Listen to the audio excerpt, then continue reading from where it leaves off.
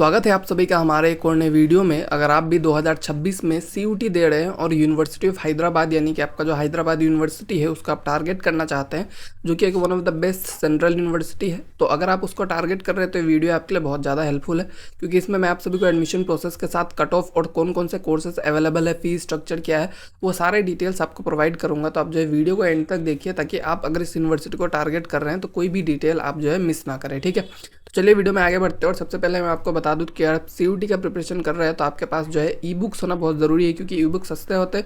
Books के comparison में आपको देखने को मिलेगा बहुत ही कम प्राइस में मिल जाता है। हमारा ऑफर चल रहा है जहाँ पे आप कोई सा भी 5 ई बुक बस 99 में ले सकते हैं। आप नीचे दिए नंबर पे मैसेज कर दीजिए या फिर स्टोर का लिंक आपको डिस्क्रिप्शन में मिल जाएगा, जहाँ से भी आप जाके ई बुक को परचेस करके अपना प्रिपरेशन को और अच्छा कर सकते हैं। ठीक है, चलिए अब हम लोग वीडियो में आगे बढ़ते हैं और देखते हैं। सबसे पहले यूनिवर्सिटी का ओवरव्यू ले लेते हैं, कैसा यूनिवर्सिटी है। ठीक है, ये कुछ इमेजेस है, इसको आपको कैंपस वगैरह के बारे में पता चल जाएगा। काफ़ी शानदार, एकदम ब्यूटीफुल, बहुत बड़ा कैंपस है, मतलब जितना आप सोच नहीं सकते हो। ठीक है, इस्टेब्लिश आपका 1974 में हुआ था। रैंकिंग का बात किया जाए 10th पोजीशन है NIRF यूनिवर्सिटी रैंकिंग में, जो कि काफ़ी अच्छा है।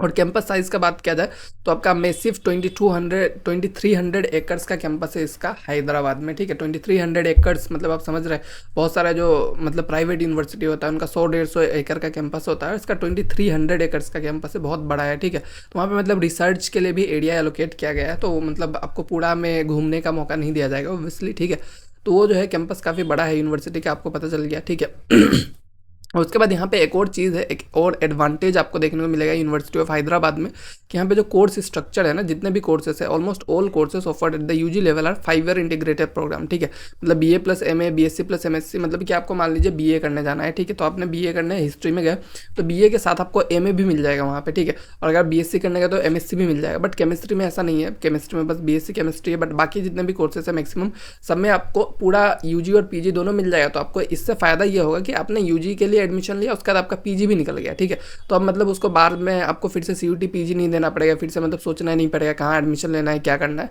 तो आपका एक ही साथ हो जाएगा। तो ये एक अच्छी चीज़ है। ठीक है, तो मतलब आपने एक बार एडमिशन ले लिया, उसके बाद आपको कोई भी मतलब अदर एग्जाम वगैरह नहीं देना, डायरेक्ट आपको PG करके ही आप बाहर निकलेंगे, मास्टर डिग्री के साथ बाहर निकलेंगे। ठीक है, उसके बाद आप नॉर्मल BEd वगैरह करके अच्छे जो के लिए अप्लाई कर सकते हो, तो ये आपका एक फ़ायदा रहेगा। ठीक है, उसके बाद चलिए बात करते हैं कौन कौन से कोर्सेज आपको देखने को मिल जाता है CUT UG में। तो यहाँ पे आपको इंटीग्रेटेड MSc मैथमेटिकल साइंस देखने को मिल जाता है। ठीक है, तो मैथमेटिकल साइंस में अगर आपको एडमिशन लेना है तो कौन कौन सा पेपर लेना पड़ेगा, मैथमेटिक्स, फिजिक्स, केमिस्ट्री, आपको ये 3 में एग्जाम देना है, और क्वालिफाइंग पेपर इंग्लिश, जो क्वालिफाइंग पेपर है। ठीक है, चाहे वो क्वालिफाइंग पेपर इंग्लिश हो, क्वालिफाइंग पेपर फिजिक्स हो, कोई भी क्वालिफाइंग पेपर हो, उसमें आपको 50 मिनिमम लेके आना है। ठीक है, इसका मार्क्स आपका मेरिट लिस्ट में काउंट नहीं होगा, बट आपको इसमें 50 मिनिमम लेके आना है। ठीक है तो यहाँ पे अगर आपको एडमिशन लेना है तो जितने भी कोर्सेस है सब में क्वालिफाइंग पेपर इंग्लिश रहता ही है। तो आपको अगर यूनिवर्सिटी ऑफ हैदराबाद में एडमिशन लेना है तो आपको इंग्लिश जो है एज ए लैंग्वेज लेना ही पड़ेगा। ठीक है, और वहाँ पे आपको जो है 50 मिनिमम लाना ही पड़ेगा। ठीक है, तो ये चीज़ आपको ध्यान रखना है। और यहाँ पे आपका रिक्वायरमेंट है 60% मिनिमम आपका 12th में रहना चाहिए। ओके, उसके बाद आपका जो 5 ईयर इंटीग्रेटेड MSc फिजिक्स है, इसके लिए आपको कौन कौन सा सब्जेक्ट देखा जाएगा, फिजिक्स और मैथमेटिक्स देखा जाएगा। और यहाँ पे इंग्लिश जो है आपका क्वालिफाइंग पेपर है, मतलब 50 मार्क्स जो है आपको इंग्लिश में लाना पड़ेगा, तभी जाके आप जो है यहाँ पे एडमिशन ले पाएंगे। उसके बाद आपका इंटीग्रेटेड MSc केमिस्ट्री की बात किया जाए तो यहाँ पे आपको जो कोड पेपर है केमिस्ट्री, बस केमिस्ट्री का मार्क्स देखा जाएगा। ठीक है, इसमें भी 60% मिनिमम है। और उसके बाद जो क्वालिफाइंग पेपर है आपका इंग्लिश और फिजिक्स, मतलब यहाँ पे आपको फिजिक्स का मार्क्स जो है मेरिट लिस्ट में काउंट नहीं होगा, बट आपको 50 तो मिनिमम फिजिक्स में लाना ही है, तभी जाकर वहाँ पे आपको एडमिशन मिल पाएगा। ठीक है, उसके बाद आपका जो 4 ईयर BSc केमिस्ट्री है, ठीक है, ये BSc केमिस्ट्री जो है आपका ये एक लौता 4 ईयर प्रोग्राम है साइंस के लिए में भी। तो इसमें कोड पेपर का बात करेंगे, केमिस्ट्री आपको देना है। ठीक है, और क्वालिफाइंग पेपर का अगर बात करेंगे तो इंग्लिश और फिजिक्स दोनों आपको क्वालिफाई करना है। वहीं पे अगर 5 ईयर इंटीग्रेटेड MSc बायोलॉजी का बात करेंगे तो यहाँ पे आपको जो है कोर पेपर बायोलॉजी या फिर मैथमेटिक्स जो है दोनों में से एक कोई लेना है, और उसके साथ आपको केमिस्ट्री और फिजिक्स जो है दोनों लेना है। ठीक है, तो आपको PCM या फिर PCB कोई भी आप सब्जेक्ट ले सकते हैं। आपको क्वालिफाइंग पेपर में आपको इंग्लिश जो है वो पास करना पड़ेगा। ठीक है, तो इंग्लिश को आपको 50 लेके आना पड़ेगा। ओके, बाकी यहाँ पे देख सकते हैं 60% जो है आपका 10+2 में होना चाहिए, और कुछ नोट वगैरह दिया गया है, सबको मैं एक्सप्लेन करूँगा तो आपको बहुत टाइम लग जाएगा। तो आप जो है इसको खुद से पढ़ सकते हैं, जो भी आपका कोर्स है, क्योंकि मुझे नहीं पता है, क्योंकि सारे बच्चों का अलग अलग कोर्स है ना, तो आप इसको खुद से देख लीजिए एक बार। उसके बाद आपको मतलब कोई डाउट रहे तो आप हमें कमेंट में पूछ सकते हैं। उसके बाद आपका जो नेक्स्ट कोर्सेस है आपका अप्लाइड जियोलॉजी का कोर्स है। अप्लाइड जियोलॉजी का कोर्स है, इसमें अगर आपको लेना है तो कोर पेपर जो है आपका फिजिक्स और केमिस्ट्री रहना चाहिए, और क्वालिफाइंग में आपका इंग्लिश और मैथ्स आपको क्वालिफाई करना है, और मतलब बायोलॉजी भी आपको क्वालिफाई करना पड़ेगा। ठीक है, मतलब इंग्लिश, मैथ्स या फिर बायोलॉजी में से कोई एक होना चाहिए, क्योंकि 3 पेपर इधर अच्छा ये भी हो सकता है, ठीक है। तो आपको इंग्लिश, मैथ्स और बायो तीनों में क्वालिफाई करना है एज पर देयर, मतलब जो उन लोगों ने स्टेट किया है। ओके, उसके बाद आपको एमएससी साइकोलॉजी की अगर बात करेंगे तो एमएससी साइकोलॉजी जो है आपका फाइबर इंटीग्रेटेड वाला ही है, ठीक है। आपको यहाँ पे दिख ही रहा होगा फाइबर इंटीग्रेटेड लिखा हुआ है, ठीक है। नॉर्मली मैं यही बोल रहा हूँ, तो आप ये मत समझिए एमएससी है या फिर एमएससी लिखा हुआ है तो ये आपका यूजी कोर्स नहीं है, सारे यूजी कोर्सेस ही है। आपको बीएससी की तरफ से एडमिशन मिलेगा, बीएससी मिलेगा आपको, एमएससी करके डिग्री मिलेगा, ठीक है। तो वो जो है आपको यहाँ पे देखना है। तो एमएससी जो है आपका मतलब बीएससी है, यूजी कोर्स ही है, ठीक है। उसके बाद आपका जो 5 ईयर इंटीग्रेटेड एमएससी साइकोलॉजी है, इसमें आपको कोड पेपर का बात करेंगे साइकोलॉजी रहेगा ऑब्वियसली। क्वालिफाइंग में आपको जीएटी और इंग्लिश को क्वालिफाई करना है। उसका जो आपका एमए तेलुगु का बात करेंगे, तेलुगु में आपका कोड पेपर तेलुगु है और क्वालिफाइंग में आपका इंग्लिश रहेगा। एमए हिंदी में कोड पेपर आपका हिंदी है और क्वालिफाइंग में आपका इंग्लिश रहेगा, ठीक है। उसके बाद आपका जो नेक्स्ट कोर्स है एमए लैंग्वेज साइंस, इसमें आपका कोड पेपर इंग्लिश है और जनरलिस्ट है, ठीक है। यहाँ पे कोई क्वालिफाइंग पेपर नहीं है। और जो आपका 5 ईयर इंटीग्रेटेड एमए उर्दू है, इसमें आपका कोड पेपर उर्दू है और क्वालिफाइंग इंग्लिश है।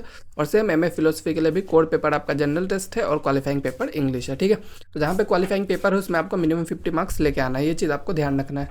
वहीं पे आप एमए इकोनॉमिक्स का बात करेंगे तो यहाँ पे आपका कोड पेपर जनरल टेस्ट है और क्वालिफाइंग इंग्लिश है।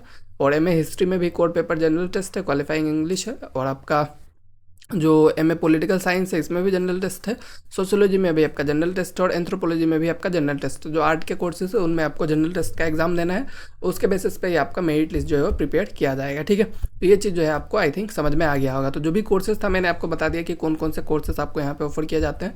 उसका अगर हम लोग बात करेंगे कट ऑफ मार्क्स का, ठीक है, तो कट ऑफ मार्क्स की बात करेंगे, ऑफिशियल डाटा जो है इनका अवेलेबल नहीं है, ठीक है। कट ऑफ का ऑफिशियल डाटा अवेलेबल नहीं है। तो कट ऑफ जो है कैसे कैलकुलेट किया जाता है, डोमेन के बेसिस पे, ठीक है। जो भी आपका डोमेन हो गया या फिर जो भी मतलब कोर पेपर है, ठीक है, मैंने आपको बताया ना यहाँ पे किस कोर्स में कौन सा कोर पेपर है। जैसे कि आपका MA economics, history, pol science, sociology, इनमें से कोई लेना है तो आपका कोर पेपर क्या है, जनरल टेस्ट है। तो उसके मार्क्स के बेसिस पे आपको जो है कैलकुलेट किया जाएगा, ठीक है। तो जैसे जो भी कोर्सेस है आपका साइंस के कोर्सेस है, ठीक है, तो आपका जो मेन कोर पेपर है, ठीक है, उस कोर पेपर में आपको जो है मतलब जो मेन आपका साइंस के कोर्सेज के लिए क्या है, आपका डोमेन सब्जेक्ट ही है इन जनरल, ठीक है। तो जो इंडिविजुअली, ठीक है, किसी में 3 डोमेन सब्जेक्ट चाहिए, किसी में 2 चाहिए, किसी में 1 ही चाहिए, तो आप जो है इंडिविजुअली अगर 250 में से 150 ले आते हैं, ठीक है, मतलब फिजिक्स में भी 150 ले आया, केमिस्ट्री में भी 150 ले आया, बायो में भी 150 ले आया, इस तरह से, तो आपका जो है बहुत ही अच्छा चांस रहता है एडमिशन होने का। वहीं आर्ट्स एंड कॉमर्स कोर्सेज में, ठीक है, 180+ आपको डोमेन में लाना पड़ेगा, जहाँ पे आपका नॉर्मल सब्जेक्ट पूछा गया जैसे हिंदी हो गया या फिर कोई इंग्लिश लैंग्वेज हो गया, तो उसमें आपको क्या करना पड़ेगा, जो भी आपका मतलब मार्क्स रहेगा वो ज़्यादा लाना पड़ेगा। बट वहीं पे यहाँ पे जिस तरह से देख रहे हैं आप, जहाँ पे मतलब कोर पेपर में जनरल टेस्ट है, ठीक है, जनरल टेस्ट में अगर आप 110 120 ले आते हैं तो भी आपका एडमिशन हो जाएगा 250 में से, क्योंकि जनरल टेस्ट का पेपर में स्कोर करना ईजी नहीं होता है, ठीक है, वो बहुत डिफिकल्ट होता है। तो अगर आप 120 तक ले आते हैं फिर भी आपका एडमिशन यहाँ पे हो जाएगा, ठीक है। उसके बाद फीस स्ट्रक्चर का बात करेंगे, काफ़ी अफोर्डेबल फीस स्ट्रक्चर है इनका, ठीक है। तो नेक्स्ट जो मैं आपको स्लाइड में फीस स्ट्रक्चर दिखाऊंगा वहाँ पे आपको 1 2 3 4 लिखा रहता है इस तरह से, ठीक है। 1 2 3 4 मतलब कि आपको पता चल जाएगा कि वो फीस जो है किस चीज़ के लिए लिया जा रहा है, ठीक है। तो वो आप यहाँ पे मिला सकते हैं, ठीक है। मैं आपको डायरेक्ट टोटल फीस दिखा देता हूँ। तो जैसे कि आपका एमए हो गया, ठीक है, ये 8 मतलब क्या है आपका, 8 मतलब आपका ग्रैंड टोटल, ठीक है। टोटल फीस आपका कितना लगेगा, बाकी ये किस किस में कितना ले रहा है वो आप बाद में देख लीजिएगा। तो यहाँ पे जो है एमए आपका है, एमए ह्यूमैनिटीज़ में जो भी आपका है, इकोनॉमिक्स, पॉलिटिकल साइंस वगैरह जो भी है, तो उसमें आपको कितना लगेगा, 5240 जो है आपको पैसा देना पड़ेगा, ठीक है। तो वो जो है आपको यहाँ पे देना है, मतलब कितना कितना किस तरह से ले रहे हैं लोग, ये ट्यूशन फी आपका पर सेमिस्टर है, अदर फी पर एनम है, यानी कि मतलब पर सेमिस्टर आपको अराउंड 5000 के आसपास देना पड़ेगा, ठीक है। तो पर सेमिस्टर आपको 5000 के आसपास जो है खर्च करना पड़ेगा, ठीक है। वहीं पे जो आपका एमएससी केमिस्ट्री वगैरह है, बायोटेक्नोलॉजी वगैरह, ये सब जो है आपका इसमें 7000 है, ठीक है। एमएससी बायोकेमिस्ट्री एमए इसमें 8000 है, ठीक है। उसके बाद आपका जो यहाँ पे देखेंगे एमए कम्युनिकेशन, एमसीए, एमबीए वगैरह वगैरह जो भी कोर्सेस है, ठीक है, 16,000 14,000, बहुत ही कम मतलब आपका जो पैसा है उसमें ही आपको यहाँ पे देखने को मिल जाता है। मतलब 5 से 10,000 के बीच में आपका फी रेंज रहता है, इनका ऑफिशियल फी स्ट्रक्चर है, ठीक है। तो ओवरऑल देखा जाए बहुत ही कम पैसे में आप जो है यहाँ पे आराम से अपना कोर्स को कंप्लीट कर सकते हैं, ठीक है। फी स्ट्रक्चर काफ़ी अफोर्डेबल है। और लास्ट में अगर हम लोग बात करेंगे आपका एडमिशन प्रोसेस किस तरह से रहने वाला है, तो एडमिशन प्रोसेस आपका सबसे मेन चीज़ ये जान लीजिए, सीयूटी यूजी मैंडेटरी है आपको एडमिशन के लिए, ठीक है। आपको सीयूटी जो है एकदम प्रॉपर सब्जेक्ट कॉम्बिनेशन के साथ अपियर करना है और सेलेक्ट करना है, स्कोर करना है आपको मिनिमम 50 जो आपका क्वालिफाइंग पेपर होगा उसमें। उसका सीयूटी यूजी का एग्जाम देना है, ठीक है।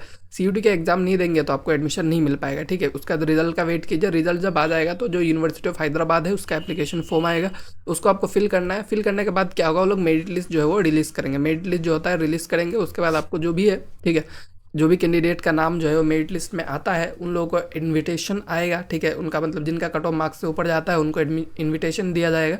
सीट एक्सेप्ट करने का, फिर आप सीट एक्सेप्ट करके आप जो है वहाँ पे एडमिशन ले सकते हैं। फीस पेमेंट के बाद आपको एडमिशन वहाँ पे मिल जाएगा, ठीक है। फिर आप जाकर नॉर्मली क्लासेस को अटेंड कर सकते हैं। तो ये आपका बेसिक सा एडमिशन प्रोसेस है, जिसको आई थिंक आपको समझ में आ गया होगा। कोई भी डाउट रहे तो आप हमें पूछ सकते हैं। बाकी फिर से मैं कहूँगा, हमारा जो ई बुक सेल चल रहा है, जहाँ पे आप 5 कोई सा भी ई बुक बस 99 में ले सकते हैं। आप देख रहे हैं economics, history, geography, pol science, सबका 2-2 हज़ार MCQ है, ठीक है। 2-2 हज़ार MCQ समझ रहे हैं आप। इतना अगर प्रैक्टिस कर लेंगे तो आपको जो है यहाँ पे 200 से ऊपर तो ईजिली मिल जाएगा 250 में से, ठीक है। क्योंकि 2000 MCQ से ज़्यादा कितना ही पूछा जाएगा आपसे। तो ओवरऑल मतलब मॉक टेस्ट वगैरह भी है हमारा, और फ्री मॉक टेस्ट आपको मिल जाएगा वेबसाइट पे, उसको भी जाके आप चेकआउट कर लीजिएगा, ठीक है। सब कुछ का लिंक आपको डिस्क्रिप्शन में मिल जाएगा। तो जो भी आपका डाउट रहता है वो आप देख लीजिए, उसके बाद कमेंट में आप मुझे बता सकते हैं, या फिर इस नंबर पे आप हमें मैसेज भी कर सकते हैं, ठीक है। Thank you.